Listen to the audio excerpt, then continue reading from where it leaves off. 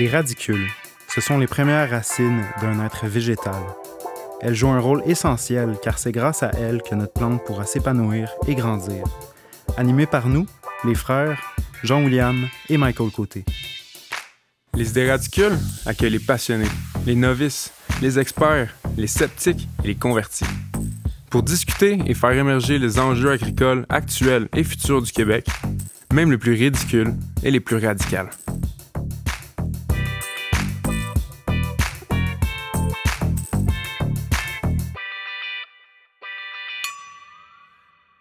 Bonjour, bienvenue à un autre épisode du podcast Les idées radicules. Je suis présentement avec mon frère Mike, salut. Et moi-même, Jean-William Côté. Aujourd'hui, on vous a concocté un petit épisode très intéressant, dans le fond. On va parler... je vais faire même un petit préambule, tu sais. Parce qu'aujourd'hui, on peut pas parler d'agriculture sans parler d'agriculture urbaine. Tu sais, c'est rendu un moyen incontournable, dans le fond, de développer nos villes, de tisser des fois même un tissu social plus résistant, plus résilient dans nos communautés, dans les métropoles. Donc, pour nous parler de tout ça, on va avoir deux chefs de file dans le domaine. Donc, Athanasios, qui est professeur, dans le fond, au cégep de Victoriaville, et Guillaume Salvas, oui, qui aussi, dans le fond, a la compagnie Au Plan. Donc, comment ça va, les gars? Ça va super bien. Merci de l'invitation. Merci de nous avoir invités. Cool. C'est un plaisir de vous recevoir et de Absolument. vous accueillir sur le show. Yes. Donc, Athanasios, moi, je me demandais tout de suite, tu fais quoi plus précisément dans le domaine? Comment t'es rendu là? Dans le fond? Comment tu t'es rendu là? Comment je me suis rendu là? Ouais. J'ai fait un peu de route. J'ai commencé au cégep, moi j'ai étudié en design graphique, donc aucunement relié à l'agriculture. Je suis parti pendant 2 ans et demi en Nouvelle-Écosse avec une de mes copines dans le temps. Puis j'ai abouti sur une ferme où est-ce que je suis tombé en amour avec le métier d'agriculteur. Je suis revenu à Montréal éventuellement parce que j'ai toujours aimé la ville de Montréal, j'ai toujours aimé la dynamique à Montréal. Pour retourner aux études, j'étais à Concordia en environnement. Puis là, je me suis impliqué dans plein de projets d'agriculture urbaine, de sécurité alimentaire, surtout dans le quartier de Notre-Dame-de-Grâce. Travailler pour un organisme qui s'appelait parce que c'est rendu, ça fait partie du NDG Food Depot, donc Action communautaire dans le temps. Chargé de projet en agriculture urbaine. J'ai continué mes études, je me suis impliqué à la Serre de Concordia, je me suis impliqué dans plein de projets de bouffe autour du campus de Concordia. Puis après, j'ai travaillé pour un organisme qui s'appelle Il y a quelqu'un au bord du mur, dans Mercier-Chagrin-Maisonneuve. Commencé en tant que chargé de projet, fini en tant que coordonnateur, développé des sites de production un peu partout dans Mercier-Chagrin-Maisonneuve. J'ai parti une entreprise aussi en micro-pouce avec mon collègue Louis Lafortune. Puis éventuellement, j'ai commencé à enseigner dans un programme qui s'est développé au cégep de Victoriaville qui visait dans le fond, à outiller les gens en matière d'agriculture urbaine. Donc présentement, je suis enseignant à Victoriaville. Puis je suis aussi sur le conseil d'administration du Centre Paul Roulant. Ah ouais, wow. Okay. Fait que je suis encore impliqué dans la sphère sociale de l'agriculture urbaine. C'est un beau CV, Pas pire, ouais. Nice. Puis juste, je revenir vite, je me demandais, est-ce que, tu sais, le programme d'agriculture urbaine à Victo, c'est-tu comme pas mal le premier programme qu'il y a eu d'agriculture urbaine? Ouais. C'est clair que c'est le premier qui est aussi, qui est développé autour du contexte urbain de l'agriculture. C'est un GTEA, donc on parle d'entreprise agricole, mais avec toute la contextualisation, dans le fond, qui est en ville, avec des techniques très spécifiques là, à ce qu'on va voir dans les prochaines années là, se développer en agriculture urbaine. Malade. J'en profite tout de suite pour faire ma plug, dans le fond. Parce que moi, j'ai connu Athanasios parce qu'il était mon enseignant, parce que j'ai fait partie... je pense de la deuxième cohorte. Deuxième cohorte c'était un AEC, en programme de développement d'un projet en agriculture urbaine. Fait que ça a été un cours vraiment passionnant. Puis c'est par la bande qu'ensuite de ça, j'ai rencontré Guillaume qui était venu un moment donné comme conférencier dans un de mes cours. C'était virtuel. Ouais, c'était virtuel, tout ça, c'était à distance virtuelle. Puis finalement, c'est pas rien parce qu'ils me l'ont fait rencontrer. J'ai trouvé le gars super passionnant. Puis plus tard, ben, il a même fini par m'offrir un job. La preuve, j'ai son t-shirt. Ouais, puis ça demeure un de mes meilleurs employés. Écoute, ça a été un très... Je suis pas têteux. Honnêtement, c'est vrai. Puis ouais, c'est ça. Moi, j'imagine ça, c'est ma passe pour me présenter. C'est ça. Finalement, on voulait savoir, c'est ça. C'est quoi ton expertise? Puis comment t'es arrivé là, toi? Ouais, j'ai fondé... Je suis le président fondateur des fermes urbaines au Plan. Ce qu'on fait, nous, on développe un concept de ferme verticale intérieure. C'est une des formes d'agriculture urbaine qu'on voit se développer en ce moment. C'est basé sur l'utilisation d'éclairage d'aile artificiel.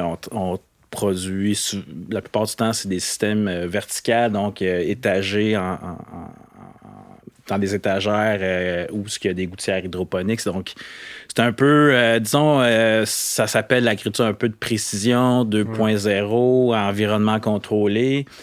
Puis, c'est ça, fait que c'est tout nouveau. Puis, moi, j'ai commencé il y a 5 ans au Plan. Pourquoi je suis arrivé à ça? Je viens pas d'un monde agricole, là, je viens de Montréal-Nord. Donc, il y a pas vraiment... C'est pas reconnu pour sa production agricole. Encore. Peut-être d'autres formes d'agriculture, mais c'est ça. J'ai fait en fait, c'était un retour aux études. J'ai fait un bac à McGill en agroéconomie. Pourquoi que j'ai commencé en agroéconomie? J'étais en environnement à McGill, mais là, je voulais avoir je voulais aller chercher un titre vraiment officiel qui donnait vu que c'était un retour aux études, je voulais vraiment avoir des emplois concrets, des offres d'emploi concrets en sortant. J'ai commencé comme banquier. Mm-hmm. Chez Desjardins, ça a été une bonne expérience, mais j'étais pas... Ouais, mais banquier relié quand même à l'agriculture. Oui, directeur en agricole. Oui, je travaillais, je faisais... Mes clients, c'était des producteurs agricoles. C'est plus conventionnel, ça. Ouais. Puis après ça, j'ai fait 2 ans là. Puis ça m'a amené travailler pour un autre entrepreneur, un pionnier. Lui, c'était un peu Ramia Technologies, Francis Allard. Fait que tout mon parcours, j'ai dû quitter cet emploi-là malgré moi, mais par l'entremise de ce travail-là, j'ai été au fait de l'agriculture verticale. Ça commençait dans des trade shows. Je participais à des trade shows pour lui. Puis là, j'ai vu des inventeurs de systèmes similaires à ce que je fais qui étaient là en démonstration. Puis, fil en aiguille, ça m'a amené à fonder au Plan en 2015. J'avais pendant 3 ans, jusqu'au début de la pandémie, une petite ferme de 1000 pieds carrés où Michael a travaillé. Yes. Pas très confortable, mais... efficace au bout. Mais c'était assez efficace quand même. J'en suis revenu après 3 ans. Moi, je m'étais spécialisé dans les micro-pousses, un peu comme Athanasios. Puis je ciblais le marché de la restauration montréalaise. Vu qu'on était petit, vu qu'on faisait de la développement, donc c'était beaucoup d'investissement, je me suis dit, on va commencer par un produit de niche, produit haut de gamme, puis pour financer tout ce développement, ce laboratoire-là. Puis ça nous a amené au début 2020 où ce qu'on déménageait. Donc là, je suis en processus de déménagement qui se finalise là. C'est drôle le timing avec la rencontre d'aujourd'hui. C'est vraiment, je pars la production dans 1 mois. Okay. On passe de 1000 à 20 000 pieds carrés. Fait que là, c'est un méga boucher là, à prendre. C'est pas pour rien que ça a pris 1 an. Parce que là, les restaurants sont fermés. Ouais. Fait que, bref, tout ça pour dire que c'est ça. Je suis en agriculture urbaine. Là, on repart. Là, on vise un marché plus de détail. Pour la production, on va produire toujours avec notre même technologie, mais maintenant une version plus évoluée. On va produire aussi des mesclins micro-pousses pour le détail. Puis quand la restauration va revenir, la restauration, on va le même type de produit. Très cool. C'est ça. Fait que dans le fond, tu sais, je sais pas si toi tu te définirais comme tel, mais pour le bien, je le nomme comme ça. Toi, tu étais un peu comme l'agriculteur, dans le fond, 2.0. Ouais, non, je suis pas le sentiment d'imposteur, mais un peu... c'est sûr que je suis pas la définition type je suis pas l'image type du producteur. Non, c'est ça. Je suis rarement, c'est ça, en salopette, fourche. La salopette. T'as pas de chapeau. Salopette fourche chapeau. C'est non? ça, j'ai pas un brin de blé dans la bouche, là. Non, c'est... Tu serais avec un sarrau, là. écoute, non, oui, ça va être... la prochaine ferme va être vraiment plus... Ça va l'air d'un laboratoire, tout ça. C'est en environnement contrôlé, propre, tout ça. Mais ouais, c'est ça. Je viens pas de ce milieu-là. Puis je dois admettre que j'étais pas à la base un passionné de plantes. Je suis plus un passionné de l'idée de pouvoir produire en allée longue localement. Ouais. L'innovation aussi. L'innovation, je trouvais que, tu sais, je voulais avoir... je ne m'aurais jamais lancé en entrepreneuriat si ça n'aurait pas été dans le cadre d'un projet qui a pour moi une valeur sociale, quand c'est bien fait. Fait que voilà. Fait que je suis un peu pas le mouton noir, là, mais tu sais, l'élément de l'électron un peu. Ben, c'est ça, la partie différente un peu, mais tu sais, au final, le métier d'agriculteur, c'est je veux dire, je produis des plantes, c'est la mise en marché. Au final, c'est multifacette. Là, on a l'image vraiment, du fond. La gestion, la mise en marché. Tu travailles avec des plantes, tu travailles avec du vivant, puis que ça a besoin d'attention non-stop. Puis tu as des imprévus, c'est de la production, c'est de la mise, tu vends à des restaurateurs, c'est la même réalité vivant, en même sens. Ouais, c'est ça. Exact. Puis pour t'avoir visité à ta ferme, les heures, tu les accumules pas mal comme un agriculteur, comme dans le conventionnel. Tu t'en mets des heures dans ton entreprise. Ma face, elle a de l'accumulation d'heures. Mais ouais, non, c'est ça. Mais au final, écoute, c'est le fun parce que là, on a rencontré les bons gens qui nous amènent maintenant au niveau que je suis. Puis c'est ça. Mais... C'est cool. Ouais. Tu nous t'amènes ça à un autre niveau. Puis moi, je me demandais justement face à ce nouveau type, c'est un nouveau type d'agriculture pareil. Puis c'est quoi les difficultés qui viennent avec ça? Fait que accès à la propriété en ville, question du zonage, j'imagine, la législation. C'est quoi un peu tous les défis reliés à ça? Ça fait des bons points. C'est sûr que au niveau du foncier, tu l'as mentionné, là, c'est toujours c'est moins facile de trouver des grandes superficies où est-ce que tu peux produire. Là, c'est sûr que dans le cas de Guillaume, là, on a une nouvelle façon, une nouvelle approche à l'agriculture où est-ce qu'on va valoriser des bâtiments. Hein? On va peut-être aller à l'intérieur, faire de la production mieux contrôlée, des sous-sols, on peut produire des champignons. Donc, avec la technologie, on est capable de valoriser certains bâtiments qui sont délaissés, qui ont peut-être pas de vocation là, à long terme, avec des prix, des fois, préférentiels. Mais encore là, on se bat avec des développeurs, on se bat avec d'autres types d'activités sur l'île de Montréal, par exemple. Tandis que en milieu rural ou dans un contexte plus conventionnel de l'agriculture, c'est sûr que ton pied carré, il te coûte pas le même prix qu'en ville. Puis c'est zoné vert, fait que tu peux pas faire d'autres activités. Ici, quelqu'un, faut que tu aies premièrement un propriétaire qui croit au projet. Puis dans notre cas, il croit plus qu'au projet. Il est maintenant actionnaire aussi d'Auplan parce que lui, c'est pas une question nécessairement de retour, de rentabilité maximale. Là. C'est vraiment, OK, je veux avoir... je veux amener... premièrement, il voulait amener une nouvelle génération d'entrepreneurs, il voulait les aider. Puis aussi, il voulait donner un caractère... contribution sociale, il va favoriser la lutte au désert alimentaire. C'est le même qu'il nous l'avait présenté au début. Okay. Puis c'est ça, tu sais, faut que tu aies des propriétaires qui croient.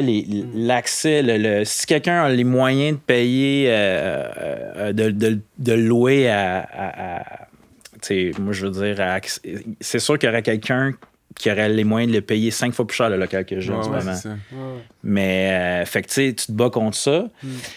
Puis il y a la réticence des propriétaires aussi. Tu sais, je veux dire, moi, j'ai vu ça. Les dégâts d'eau, les risques potentiels. La moisissure, les assureurs aussi. Les assureurs. Trouver un assureur, là, c'est pas... Assurance agricole en ville, pas facile. Pas facile. Puis le zonage. Le zonage aussi. Tu sais, il y a très souvent... moi, j'ai eu En fait, j'ai dû contester une décision de la ville, que j'ai eu raison, mais la réponse est venue trop tard. Le local n'était plus disponible.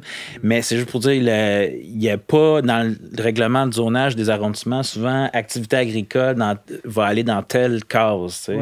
Fait que là, des fois, l'urbaniste va regarder son règlement, puis il n'y a pas d'interprétation. C'est comme, non, tu n'es pas là, fait que tu peux pas. Fait que tu peux te battre contre ça. Puis c'est ça, c'est la réticence des propriétaires, les coûts des assurances, les coûts des loyers. Puis c'est ça. Puis, dépendant aussi du type de technique que tu espères développer. Tu penses au toit, tu penses de plus en plus, on voit des serres sur les toits, il y a des coûts associés à ça. Puis il faut que tu trouves les bons bâtiments aussi. Exactement. Il y a des... c'est ça, il y a des questions de charge. Des fois, si le bâtiment n'a pas été fait pour ça... tu peux pas, fait qu'on peut dire, il y a bien des toits qu'on pourrait faire. Il y en a plein des toits, là, on pourrait en faire des projets. Ouais, mais attends. Pas tout supporter. Pas tout supporter. Fait que c'est ça. C'est tout ça pour dire que l'agriculture urbaine, il faut surtout voir ça comme c'est complémentaire. Ça remplacera jamais l'agriculture traditionnelle. On fera jamais du maïs en ville. Puis ça sera jamais rentable. La culture de céréales, admettons. Exactement. Je sais pas. C'est encore éventuellement, peut-être, mais on sait pas avec la technologie. On sait pas si tu vas venir, mais je suis tout à fait d'accord avec toi que puis c'est pas ça le but de l'agriculture urbaine non plus. On veut pas tasser les producteurs qui font bien déjà ce type de production-là, qui ont l'espace pour le faire. L'idée, je pense, puis ce qui amène une entreprise comme Au-Plan, c'est de faire une offre complémentaire qui est beaucoup plus... qui est mieux conçu pour être produite en ville. Quand tu penses aux micro-pousses, tu penses aux champignons, c'est des produits niches qui sont fragiles. Pourquoi les produire ailleurs? Pourquoi les produire loin de la ville quand tu peux les produire directement en ville? Une autre des raisons pourquoi j'ai choisi micro-pousses, c'est qu'on n'a pas de compétition d'importation. Je veux dire, moi, je sais que j'avais mon distributeur, je sais qu'il en faisait venir par avion, mais je suis capable de battre le prix à ça. C'est ça. Tu n'as pas besoin de te payer un avion. Mais non, c'est ça, il y a l'aspect local, résilience. Puis, tu sais, moi, j'ai toujours... Tu sais, c'est ça, des fois, des fois, j'ai déjà vu des commentaires, des vox pop auprès de producteurs traditionnels, puis c'était comme, ça leur fait peur, tout ça. Tu sais... Mais écoute, on remplacera jamais l'agriculture conventionnelle. Puis moi, je me vois plus comme une police d'assurance. Comme, nous, ce qui est intéressant, c'est que moi, je suis à l'abri des grêles, je suis à l'abri des coups de gel le printemps. Fait que nous, on est comme une solution pour un peu stabiliser les approvisionnements, mais jamais on va se substituer. C'est pas pour rien que l'agriculture se développe en région. Il y a une raison derrière tout ça. C'était bien pensé, leur affaire. Mais là, on comprend, là, l'agriculture urbaine peut être large. Là. On comprend un type. Large. Ça, c'est un type, puis tu le fais bien. Mais là, je vais m'adresser à toi. Attends, j'ai une question un peu ingrate pour toi. J'aimerais ça que tu pourrais essayer de nous faire un espèce de portrait global de qu'est-ce que ça peut... Comment on peut définir un peu l'agriculture urbaine pour le monde qui nous écoute? Ça peut prendre toutes sortes de tournures, comme tu l'as mentionné. Moi, j'aime toujours mentionner, quand on parle de définition, on peut avoir une définition qui est très, très, très générale pour inclure le plus de modes de production, de types de production, d'approches. Et après, on peut avoir quelque chose de très, très, très spécifique où est-ce que là, t'es vraiment plus, c'est comme dans une fonction sociale, par exemple. Ce que j'aime utiliser souvent, c'est de dire, c'est une activité de production ou d'élevage. Ou d'élevage, parce que ça peut être les deux des fois, qui est faite en zone blanche et ou en zone urbaine. Fait que ça, c'est at large, là, ça représente pas mal tout. Après, ça peut prendre une fonction sociale, économique, ça peut prendre une fonction qui est plus environnementale des fois, ça peut être... Ça peut être contamination des sols. Oui, exactement, d'amener justement, de bonifier peut-être les pollinisateurs dans un espace, de travailler plus sur la trame verte, sur les couloirs verts, sur les couloirs bleus. Donc, on peut utiliser... Moi, j'adore la multifonctionnalité. Moi, Lisa, tout à l'heure. Mais la multifonctionnalité de l'agriculture urbaine, c'est ce qui me vient en tête quand on commence à définir mais qu'est-ce que c'est l'agriculture urbaine? Mais c'est tout. C'est tout ce qui est autour de la production puis de l'élevage. Mais ça peut être un loisir comme ça peut être une entreprise. Ça peut... Fait quelqu'un qui fait un bac sur son balcon... C'est de l'agriculture urbaine. Ben oui, c'est ça. C'est pour ça. Puis la beauté de la chose, c'est que c'est à la fois les néophytes qui commencent que les entrepreneurs qui se développent peut-être des technologies dans le high-tech. C'est tout lié à de la production. C'est tout lié à un désir de peut-être créer une alternative au système alimentaire qu'on connaît présentement. Ou juste d'être un peu plus autosuffisant dans un contexte de pandémie comme on le vit en ce moment. Ben, ça nous rassure d'avoir ça. Hein? C'est d'avoir des petits... tranche de vie, je le vois auprès, par exemple, des semenciers en ce moment, il faut se prendre d'avance là, parce qu'il y a un engouement, le monde particulier qui ont commandé des semences l'été dernier, puis le printemps dernier, puis ce printemps-là, là, je me fais aviser, là, les fournisseurs ils disent, là, prends-toi d'avance parce que... L'année passée, il y en a manqué. C'est ça. Ben, c'est bon parce que, tu sais, je veux dire, c'est la base, je veux dire, tu sais, comme tu dis, l'agriculture urbaine, il faut... Puis moi, je veux dire, j'ai beau être entrepreneur, il faut l'avoir plus que du point de vue commercial. Tu sais, la résilience, ça passe, oui, par des entreprises comme nous, on est comme une police d'assurance pour avoir des bons volumes, mais c'est aussi des gens des jardins communautaires, des projets sociaux, tu sais, qui permettent aux communautés d'être autonome, puis veut pas, tu sais, c'est un bon pas, tu sais, je sais pas, c'est la base, mettons, de l'activité humaine, là. C'est le premier métier au monde, là, fait que c'est bon que, tu sais, le monde en reconnaisse un peu, puis on sait que dans les temps pour futur, tu sais, je veux dire, il va falloir que ce réflexe-là soit plus répandu aussi, fait que, bref, mais... Ça, je sais pas si j'ai dévié un peu de l'agriculture urbaine. C'est bon. La définition, là. Je vais rapidement, parce que tu as mentionné le volet social. Moi, je pense que c'est définitivement une des activités qui est, tu sais, quand on pense à des nouveaux arrivés, qu'il y a des personnes qui viennent d'un autre pays ou autre, c'est un métier ou c'est une activité qui a une certaine facilité à regrouper des gens. Et moi, je l'ai vécu dans différents projets de jardin collectif, dans Merci Hochelaga Maisonneuve ou dans Notre-Dame-de-Grâce. C'est vraiment beau parce que les gens ont tous déjà pratiqué de l'agriculture, peut-être ailleurs. Et c'est un beau passe-temps qui rassemble les gens, puis qui sensibilise, puis qui éduque sur l'importance de bien manger, puis de manger ou de produire de la nourriture qui est un peu plus santé, tu sais. J'imagine même à certains niveaux, peut-être aussi sur les enjeux environnementaux. Ben oui, c'est une bonne façon d'amener plein de concepts à des gens qui seraient peut-être pas aussi à l'écoute autrement. Oui, vraiment. Ah, c'est cool. Justement, on parle du volet social, de qu'est-ce que ça peut apporter. Je me demande... tu sais, qu'est-ce que ça peut apporter aussi en termes de se réapproprier, tu sais, la ville, puis est-ce que tu voudrais nous en parler un peu? Ouais, ben ça, c'est clair que moi, j'ai toujours aimé cet aspect-là de l'agriculture. Je suis un punk d'âme, j'ai vu dans les groupes de musique, des squats, tout ça, fait que cet aspect-là de l'agriculture, tu sais, de revendiquer les espaces publics, les espaces qui sont, qui doivent être valorisés par soit une activité qui peut être un peu plus sociale, environnementale. C'est un des aspects de l'agriculture urbaine qui nous permet des fois de voir, tu sais, un champ qui est laissé pour faire de la spéculation foncière, se transformer temporairement en jardin pour ramener un peu plus de vie, ramener une nouvelle vocation à ce terrain-là, puis laisser la chance aux citadins de produire de la nourriture, de se rencontrer. Ouais, de se rencontrer, Fait que ça, c'est dans l'aspect de terrain vacant, mais aussi des bâtiments. On se parlait tantôt de version 2.0 de l'agriculture dans le milieu contrôlé. Ben, il y a tellement de bâtiments industriels qui sont délaissés. Il y a plein de secteurs. Là, on regarde marché central, tout le secteur autour du marché central à Montréal. C'était l'industrie de la mode qui commence à être de moins en moins capable de se payer les frais de loyer dans ce coin-là. Ben, il y a des nouvelles vocations pour certains de ces bâtiments-là. On voit la ferme Lufa qui s'est installée sur un des toits. Il y a la centrale agricole, une coopérative de producteurs urbains qui s'est installée là-bas aussi. Ben là, on commence à transformer ces bâtiments-là pour qu'il y ait une valeur aussi associée, oui, au social, mais à l'alimentation aussi. Oui, exact.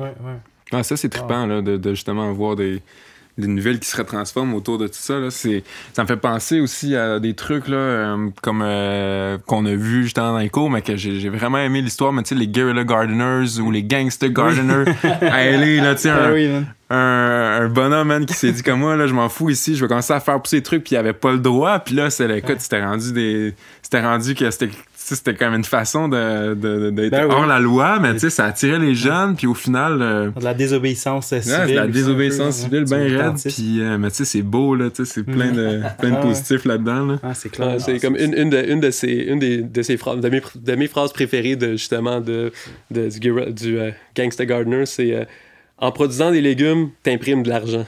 C'est comme C'est fort, c'est ça. vraiment malade là, parce Ouais. que c'est ça, c'est un mouvement social, puis oui, c'est de créer une communauté, puis c'est créer la communauté qu'on a pu maintenant, tu sais, en ville, on connaît pas souvent nos voisins, Exact. mais d'avoir un jardin, ça peut nous permettre justement Ouais. ces relations-là, puis ça crée des ponts, ça développe ces interrelations-là, ouais. Puis moi aussi, faire une petite tranche de vie personnelle, écoute, je l'ai constaté. J'ai pas pu le terminer, par contre, ça, c'était dommage. Là, je suis parti rejoindre mon frère après ça, travailler l'été passé, mais j'avais parti un petit jardin dans ma cour. On est chanceux, on a une petite cour. Puis j'avais parti ça juste pour le fun, là, vraiment. J'étais tout seul, je gossais, tu sais, j'ôtais les mauvaises herbes, puis tout. Puis graduellement, tu sais, il y a un voisin à un moment donné qui est descendu. T'es comme, ah, t'as-tu besoin d'aide, tu sais, non.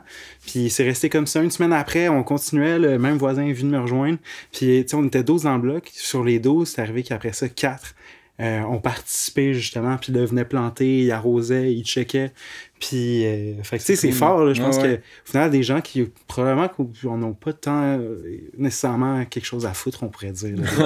L'agriculture, mais de voir ça qui se passe, de voir, OK, ça pousse, puis c'est cool, puis là, on se réunit autour de ça, tu sais. Ouais. Ça a vraiment un beau potentiel, là, c'est fou, là. Non, c'est de voir, hey, j'arrive à faire pousser ça, j'ai des Oui. tomates, puis C'est là, qu'est-ce que je pourrais fier, faire, là? c'est Qu'est-ce ça. qu'elle a, la plante, là? Ah, ouais, j'ai vu exact. ça avec un de mes amis, et j'ai donné des semences, tu sais, puis il m'a envoyé des photos, là, ouais, qu'est-ce qu'elle a? Il fait quoi? Il fait quelle température? En tout cas, ouais, c'est quelque chose que tu t'appropries, puis je sais pas, c'est, tu sais, on est tellement derrière nos ordis, dans des jobs qui nous ont... Tu sais, en ville, t'es comme retiré du monde vivant agricole. Ouais. Puis là, ça te permet de reconnecter avec ça un peu. Ouais, hein. reconnecter avec Fait que, du vivant, c'est hot, ça. Ouais, totalement. Une question qui me vient en tête, là, je me dis, tu sais, là, ton entreprise, tu sais, a fleuri, Ouais. tu sais, à l'intérieur même de la métropole. Mais, tu sais, quelqu'un qui est en région puis qui voit ça, qui fait comme, ah, c'est donc bien hot, qu'est-ce qu'il fait? Est-ce que ça serait imaginable d'amener un genre de même entreprise en région? Est-ce qu'après autant s'épanouir en région que t'sais, toi en ville, mettons? Oui, c'est parce que, tu sais, on parle d'agriculture urbaine. Moi, je suis une forme d'agriculture urbaine, mais je suis surtout de l'agriculture en bâtiment, tu sais. Moi, je pense qu'en région aussi, ce qu'on risque de voir... c'est probablement des producteurs plus traditionnels qui vont intégrer ça dans leur opération comme source de revenus d'appoint, tout ça. On voit beaucoup de systèmes en conteneurs, tout ça, des unités. Fait que je pense que ça va peut-être comme ça que ça va évoluer dans ces situations-là, parce que c'est sûr que là, le loyer est moins un enjeu. Puis, Puis, il y a surtout aussi des gros projets. Ils vont avoir tendance à c'est le coût du loyer, il est limitant, même pour moi. Là, je veux dire, comme... là, moi, j'ai été chanceux. J'ai eu un congé de loyer pendant la pandémie. Vu que j'étais en arrêt de production, j'ai eu la chance de ça. Oui, merci. God bless. Puis, je veux dire, je suis vraiment... J'ai vraiment un prix d'amis. Fait que... je me dis, je suis bon pour faire des calculs, je suis agroéconomiste, là. Mais au prix du marché, là, c'est comme, OK, il faut que tu sortes du stock, puis il faut pas que tu te trompes trop souvent, faut que tu vendes à côté. Faut que tu vendes à côté. Dans d'autres situations, je serais un peu plus nerveux, tu sais. Ou il faudrait que je sois encore plus gros, il faudrait que j'automatise encore plus. Mais encore plus gros, puis c'est encore plus vertical, disons, là, encore plus haut, là. Ouais. Fait que c'est ça, tu sais, fait que ça, l'intérêt de faire ce que je fais, ça serait surtout pour les producteurs qui produisent pas à l'année longue. C'est ma forme d'agriculture est très complémentaire, elle peut leur permettre de faire ça. Tu sais, nous aussi, on n'a pas un problème de lumière pour les producteurs en serre. Tu sais, même les producteurs en serre ont tendance, maintenant, ceux qui veulent produire à l'année longue vont rajouter de la lumière pour compenser. Fait que où je pense que c'est ça. Est-ce que ça va être des entreprises uniquement en bâtiment qui produisent juste en bâtiment? Peut-être pas. Mais oui, non, ça peut être complémentaire. Ça peut être complémentaire. Exactement. Pour Tu sais, on peut pas tout faire. Hein? Moi, ma forme d'agriculture, c'est ça que tu voulais dire? Non, c'est juste pour renchérir. J'ai travaillé avec une productrice dans le Nord qui voulait allonger sa saison. Tu sais, soit commencer plus tôt, puis dans ses paniers, elle voulait avoir une diversité, mais elle n'avait pas grand choix étant donné notre climat au Québec. Ouais. Et donc, d'installer une étagère pour faire des micro-pousses avec de la lumière artificielle dans un de ses bâtiments, pour elle, ça lui permettait de faire ça en début de saison, puis finir sa saison plus tard. Ouais.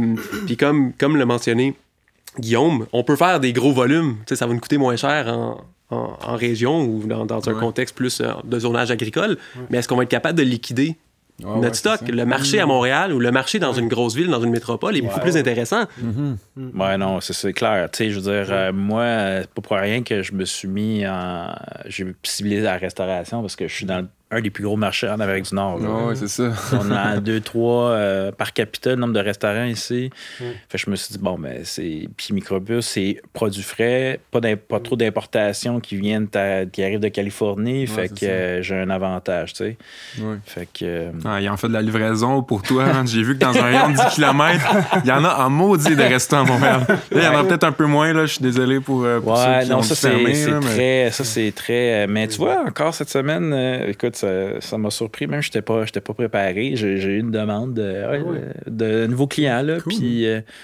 Mais en prévision de cet été, parce que là, moi, c'est un produit qui se fait, qui se consomme en salle à manger. Là, fait que, ouais.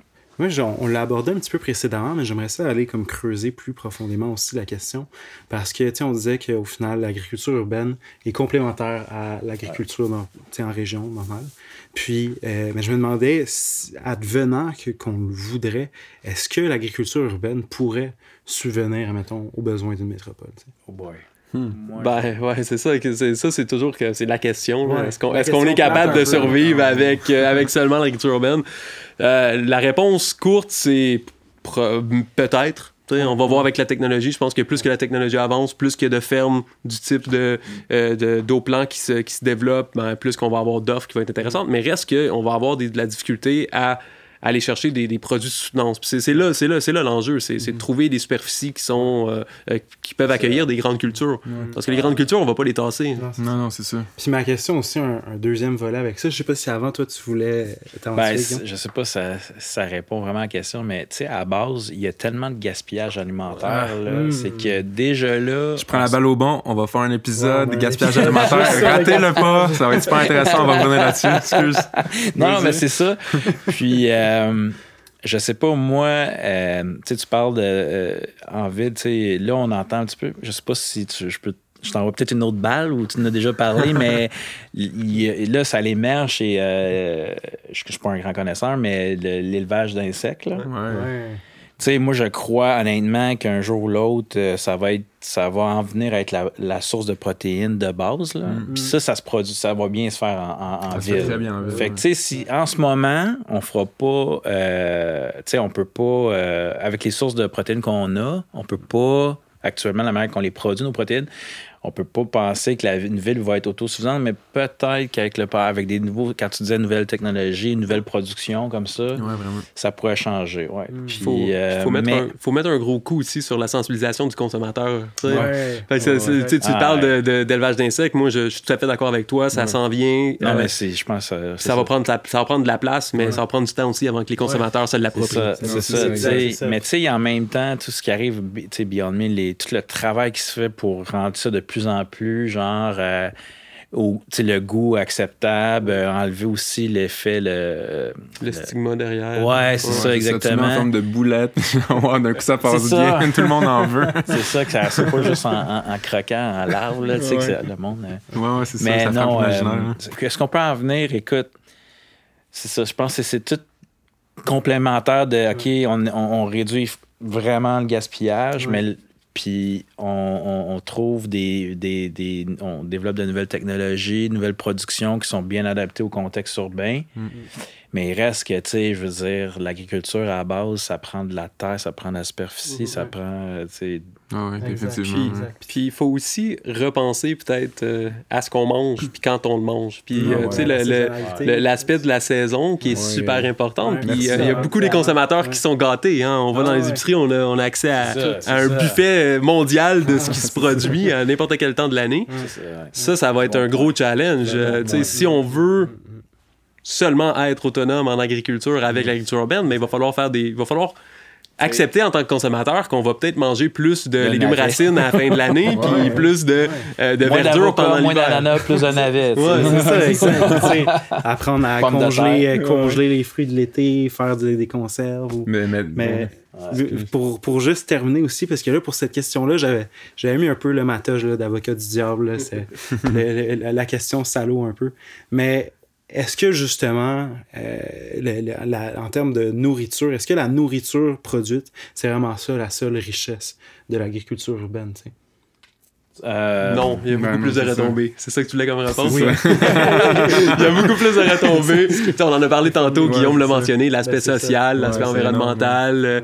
Mais oui, tu sais, non, puis moi, je suis d'avis qu'avec l'agriculture urbaine, on est en train de former une partie de la relève agricole. On commence à mettre ça d'en face des jeunes, comme quoi que on est capable de produire de la nourriture. Ça peut les pousser à aller peut-être visiter des fermes dans le périurbain. J'allais te dire, c'est ça. Tu sais, je pense que il me semble que j'ai un exemple d'un ami qui, lui, a travaillé en agriculture urbaine, puis, tu sais, comme Pesquinel, je pense. Oui, Pesquinel, oui. Tu sais, c'est un gars, moi je connais son frère, je veux dire, c'est des gars de la ville, là. Fait que lui, il a commencé en agriculture urbaine, puis là, il a décidé de s'acheter une terre. Une terre, oui, et commencé à ferme. Fait que, est-ce que c'est un moteur de retour à la terre? Ça, ouais. Moi, je le vois comme ça, moi, parce que...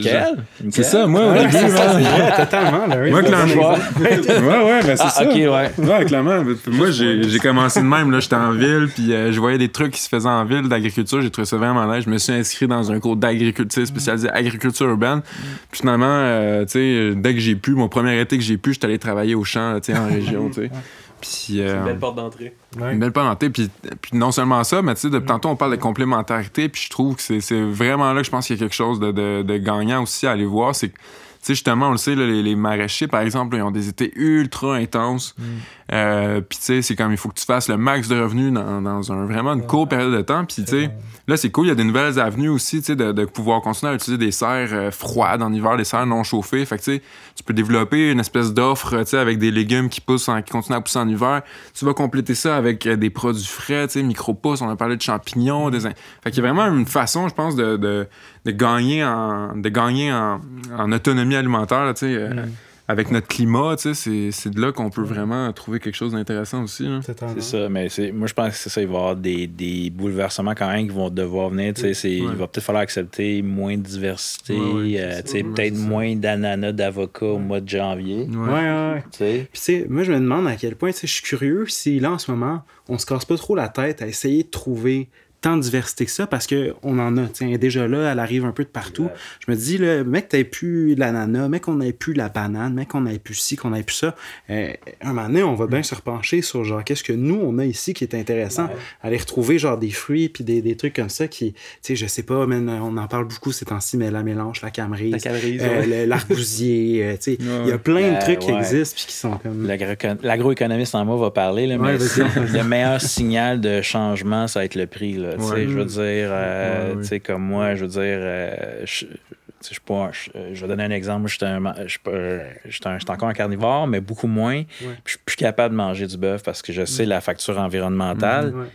Mais encore aujourd'hui, je pense que il va falloir vraiment que le prix du bœuf, puis il va augmenter là, parce qu'avec ce qui s'en vient au niveau des changements climatiques, ça commence à coûter cher à produire. Là. Fait que tu sais, c'est le signal du marché qui va des prix qui va vraiment être le motivateur pour une grande partie de la population. Puis tranquillement, tu sais, je veux dire, il y a vraiment un changement de mentalité qui s'opère quand même, surtout avec une nouvelle génération. Tu sais, dans mon cas, moi, je suis content que de plus en plus de monde est végétarien, tu sais. Fait que c'est bon pour moi. Ouais, ça achète de la micro-pousse. Puis, c'est pas mal. Mais je trouve ça intéressant que tu parles de prix comme ça, tu sais. On a été plus conscients aujourd'hui de l'externalité des prix, tu sais. Les prix, techniquement, les prix environnementaux et tout, qu'on ne paye pas nécessairement quand on achète nos produits en épicerie. Puis là, on parle d'externalités négatives, tu sais.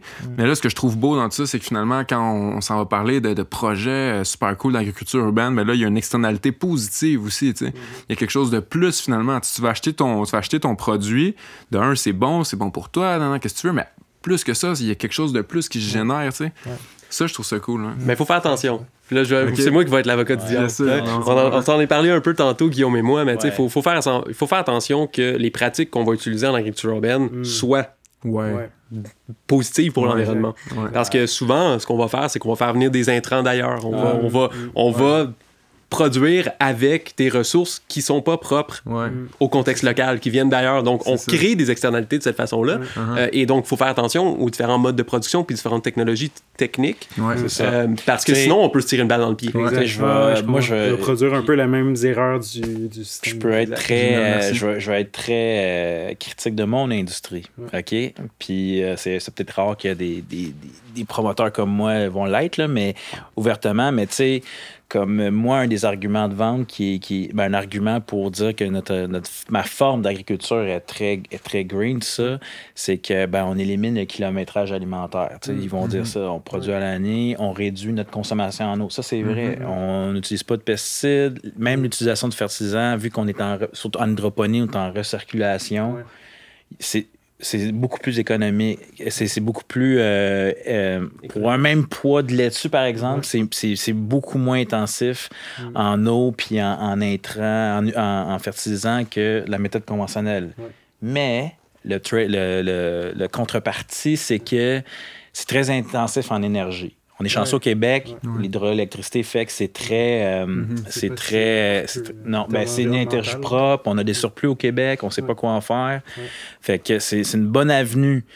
Mais tu sais, quand j'entends ça de certains promoteurs aux États-Unis, où ils sont sur le charbon, au final, l'intensité en énergie que ça prend pour l'éclairage, la climatisation, surtout la climatisation, parce qu'on produit tout en excès de chaleur avec nos lampes, là, ça fait que si tu es au charbon, ton empreinte carbone est pire, puis elle n'est pas compensée par la réduction du kilométrage. Puis ça, c'est prouvé. Là. Fait que, c'est pour ça que ça dépend du contexte. Dans mon cas, ça dépend vraiment du contexte. Puis, il faut départir le greenwashing des vrais arguments. Mais ça, c'est ma forme d'agriculture. Ça, c'est mon enjeu.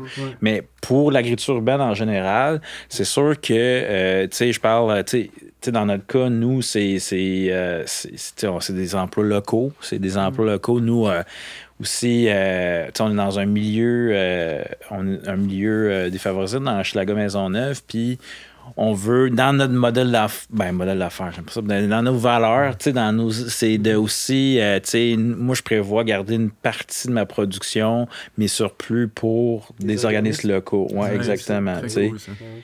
Parce que, nous, je suis une génération, on voudrait aller chercher une certification B Corp qui nous permet, qui permet d'officialiser un peu ces valeurs-là, cette idée d'avoir un impact social, environnemental, puis envers nos employés qui est positif. Fait que, tu sais, c'est toute une question de comment qu'elle est faite, dans le fond, l'agriculture. Puis, si t'es dans cette certification-là, par exemple, il faut que tu prennes en considération tes fournisseurs, c'est quoi leur impact, comment ils produisent leurs intrants. Fait que ça dépend comment ça va être fait. Là, puis, tu sais, on l'a dit tantôt, ça peut prendre plein de formes, l'agriculture. Puis, Guillaume fait des micro-pousses, il fait des micro-pousses en hydroponie. Il y a des personnes qui vont en faire sur terreau, il y en a d'autres qui vont en faire d'une autre façon. Chaque façon va avoir des techniques plus bénéfiques pour l'environnement, des défis aussi au niveau de son empreinte écologique. Mais il faut faire attention. Puis c'est pour ça que ça vaut la peine de le mentionner, parce que c'est pas vrai que, tu sais, il y a une compagnie ou il y a une entreprise qui pourrait se développer avec des objectifs purement économiques, sans penser au social, sans penser à l'environnement, et produire à l'intérieur comme une usine, puis avoir des impacts négatifs sur l'environnement à cause qu'ils utilisent du terreau qui vient d'ailleurs, de la tourbe qui vient d'ailleurs, des intrants qui viennent d'ailleurs, et là, on déplace le problème. On n'a pas de problème localement, mais au final, c'est là-bas. Ça vient d'ailleurs. Très bon point, j'aime ça. C'est vrai. C'est vraiment une analyse de cycle de vie, puis tu parlais d'externalité, ça fait partie de ça. Ça fait partie de ça, ouais. Regarder dans son ensemble. Puis on va pas rentrer dans tout l'aspect techno, mais tout. Qui dit technologie dit plastique dans certains cas, dit aussi métaux, des métaux.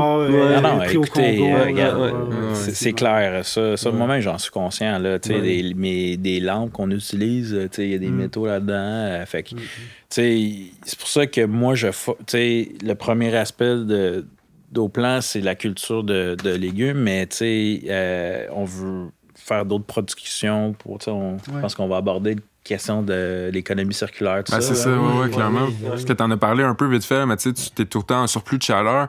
Puis de là, il faut se poser la question, quel est le potentiel de l'économie circulaire en agriculture urbaine?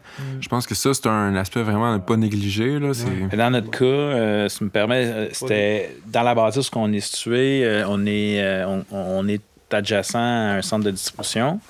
La vie en rose, puis quand on va partir de notre système, ben tout l'excès de chaleur, ben là c'est sûr qu'on est à la fin de l'été, à la fin de l'hiver, l'excès de chaleur produit par nos lampes, ben il va servir à chauffer le bâtiment qui, sans ça, brûlerait plus de gaz naturel. Fait que tu sais, il y a ça. Puis nous aussi, je chauffe mes locaux avec la chaleur de mes lampes. Là. Fait que tu sais, il y a cet aspect-là. C'est un premier aspect en termes de valorisation, parce que, comme je l'ai dit, c'est très intensif en énergie. On produit de la chaleur. Mais qu'est-ce que tu fais avec cette énergie-là? Elle a beau être verte, mais comment tu fais pour l'utiliser au maximum? Fait que moi, je pensais aussi, je parlais de la protéine, je connais pas grand-chose là-dedans, mais ça commence à... Il y a de l'effervescence, puis j'aimerais bien ça, intégrer ça, parce que de ce que je sais pas si je me trompe, mais les élevages d'insectes, par exemple, ils ont besoin d'être à 30 degrés pour... 24 à 30, ouais. Bon, c'est ça. Fait que moi, ben, je pourrais chauffer. Puis, tu sais, j'ai reçu des échantillons d'un producteur de ferme, des échantillons d'engrais. D'engrais qui est fait avec la poudre de... Je pense que ça doit être le squelette. L'exosquelette, puis c'est puis je regardais la... OK. Fait que là, j'étais là, puis là, c'est en push, peux-tu mettre ça en eau, puis dans le système? Non, mais je pensais à ça, je me disais, OK, fait que là, si j'aurais l'insecte, je pourrais envoyer ma chaleur, reprendre l'engrais, puis en même temps, je produis une protéine. Tu les nourris avec. En plus, il pourrait manger de la verdure. Agricole, je prends mes résidus, ma racine. Ça peut quasiment faire un circuit fermé. Là, genre, Ben, tu sais, puis honnêtement, c'est ça, c'est que là, tu sais, j'ai un gros terrain de jeu, là, ce que je suis, là. Puis c'est le genre d'affaires que j'aimerais faire parce que, tu sais, c'est ça, l'idée, c'est tout le temps, tu sais, comment on peut améliorer notre empreinte, là, réduire notre empreinte écologique puis l'impact qu'on a. Là, puis je pense qu'un peu, en tout cas dans mon cas, là, je parle tout le temps de l'agriculture verticale intérieure, c'est une manière vraiment d'améliorer notre méthodologie, notre concept. De ne pas juste faire la salade, produire une protéine en même temps, puis les deux, il y a une synergie qui permet d'avoir une meilleure empreinte. C'est très cool, ça. Puis moi, je suis tout à fait d'accord. À la centrale agricole, la coopérative dans Quartier-Ville, c'est ça l'idée, c'est d'avoir plusieurs entreprises agricoles dans un même bâtiment qui peuvent être bonifiées par les activités des autres, réduire le coût des intrants, etc. Puis faire en sorte que tout le monde gagne. C'est une économie d'échelle éventuellement. Puis des projets comme Guillaume l'a mentionné, oui, on peut réutiliser la chaleur. Dans le cas de la centrale agricole, il y a un premier projet de pisciculture qui se développe dans le sous-sol. C'est commencé ce projet-là? Oui, c'est en cours. Là. C'est un gros projet. Ça a pris du temps avant qu'il y ait les permis, mais ils ont tous eu le permis. C'est ça. Tu vois, les permis de la... Fait que si vous voulez les suivre sur Instagram, là, c'est Opercule. David Opercule, il travaille vraiment fort. Mais l'idée, là-dedans, c'est que, eux autres, ils vont avoir une production de poissons.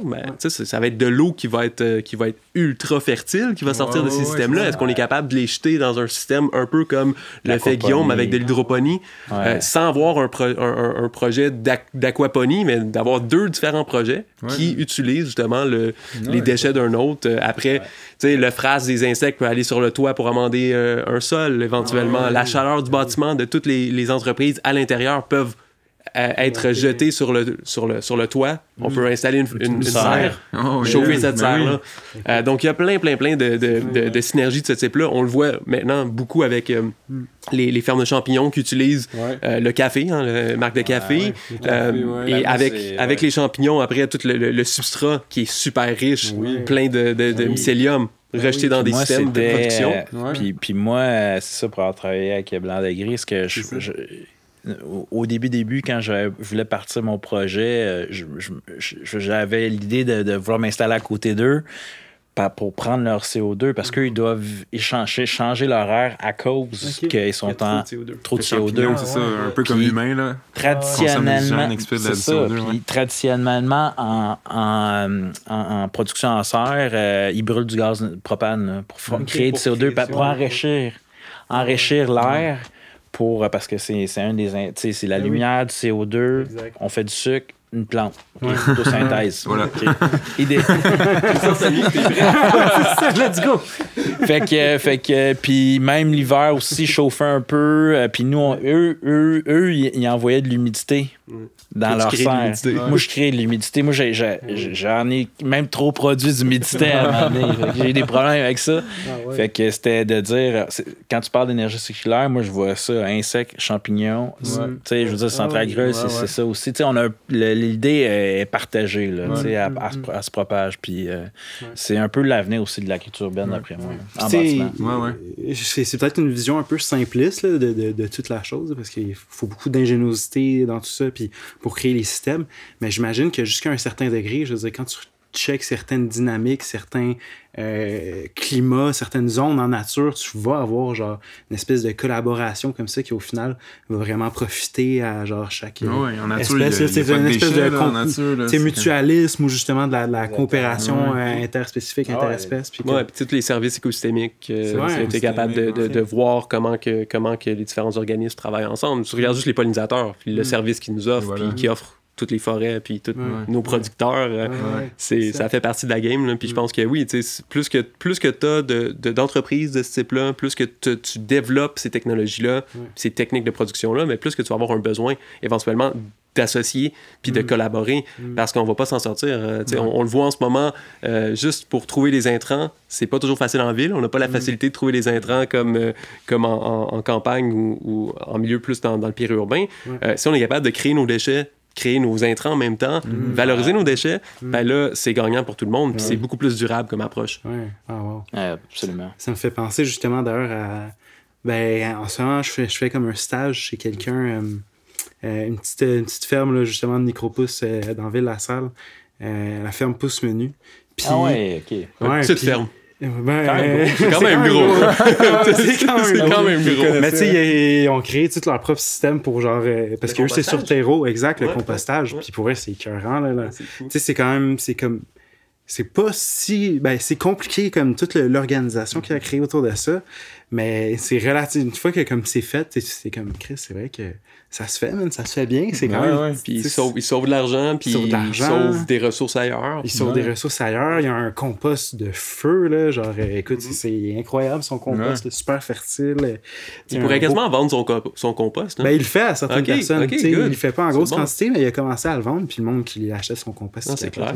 C'est un super beau compost, justement. Très actif en bactéries. Vermicompost aussi.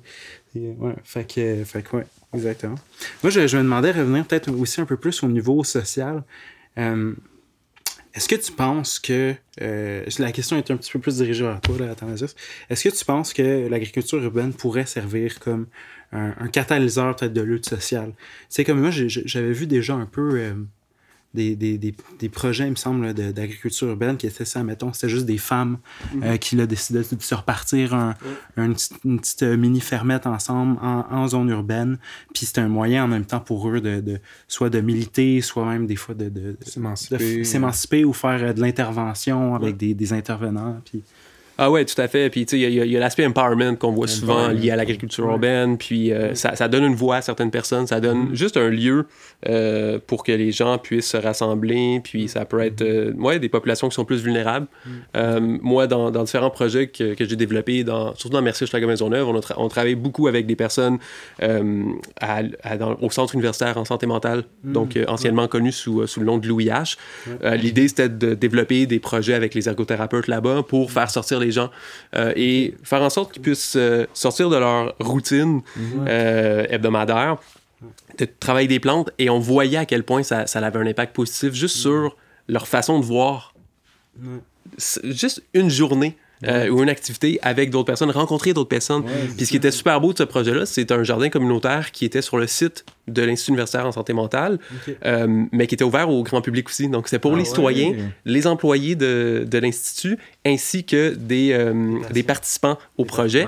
Et donc là, ça devenait un lieu vraiment ouvert à tous. Personne ne savait qui était qui. Il n'y avait pas de labeling. Non, c'est ça, personne ne t'a tagué dans le fond. Et personne ne te taguait, mais en même temps, ça leur offrait une façon de travailler collectivement avec d'autres personnes de la communauté, puis de redonner aussi à la communauté dans certains cas. Et donc, moi, je suis tout à fait d'accord que oui, ça a cette place-là. Puis c'est vraiment, vraiment beau de voir à quel point ça peut ramener cet aspect d'empowerment-là à certains gens, certaines populations vulnérables qui ont autrement pas nécessairement la chance de faire ça. Ben oui. Wow.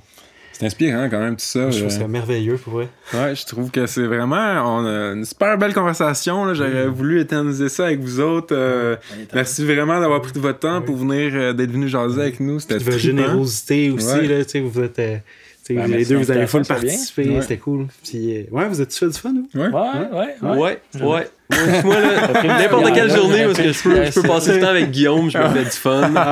C'est sûr. Non, mais c'est vraiment cool. Merci beaucoup de nous avoir invités. C'est une belle initiative. Belle initiative. Merci. Travail. Merci. Le plaisir pour vrai était pour nous. C'était super cool de vous. Vraiment. Yes. Yes. Merci. Merci à vous. Donc, merci d'avoir été des nôtres. N'oubliez pas, allez nous suivre sur les réseaux sociaux. Vous allez pouvoir retrouver tous nos épisodes sur le site web d'Élevage et Culture. Et sur la page Facebook d'Élevage et Culture. N'oubliez pas aussi, si vous aimez le contenu, là, allez liker la page, subscribe si c'est pour YouTube. N'oubliez pas de donner des étoiles aussi, je pense pour Apple Music. Fait que vraiment, lâchez-vous lousse, faites-vous plaisir, là, ça va nous faire plaisir à nous aussi. On a besoin d'amour. C'est ça, on a besoin d'amour. Donc, tous nos épisodes vont être disponibles sur Google, Apple Music, Spotify, YouTube. Si jamais aussi vous voulez écrire en commentaire des vidéos, repartir les débats, gênez-vous pas. Nous, ça va nous faire un plaisir de vous lire, de vous écrire. Toujours. Donc, ça a été un plaisir, encore une fois, d'avoir été avec vous. On se revoit au prochain épisode du podcast Les idées radicaux. Salut! Merci.